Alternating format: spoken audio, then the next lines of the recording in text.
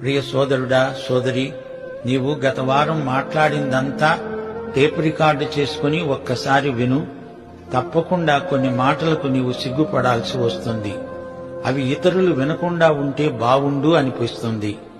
సగటున మనిషి రోజుకు 30,000 మాటలు పలుకుతాడని పరిశోధనల్లో తేలింది. ఈ మాటలన్నీ సమకూరిస్తే రోజుకొక గ్రంథమవుతుంది. నీ జీవితమంతా రోజుకొక పుస్తకమైతే వాటిని ఎక్కడ ఉంచాలి? అయినా దేవుని మనసులో మనం చెప్పే మాటలన్నీ ముద్రించబడతాయి. రచయితలు, వక్తలు తమ మాటలతో ఇతరులకు మేధోక్షాళన చెయ్యాలని ప్రయత్నిస్తారు. అది సరే, సంఘాలలో వాక్స్వాతంత్ర్యం మాటేమిటి? నాలుకను ఇష్టం వచ్చినట్లెల్లా వాడితే ప్రమాదం. దేవుని బిడ్డలు తమ వాక్స్వాతంత్ర్యాన్ని దుర్వినియోగం చేయకూడదు. నాలుకను అదుపులో ఉంచుకోవాలి.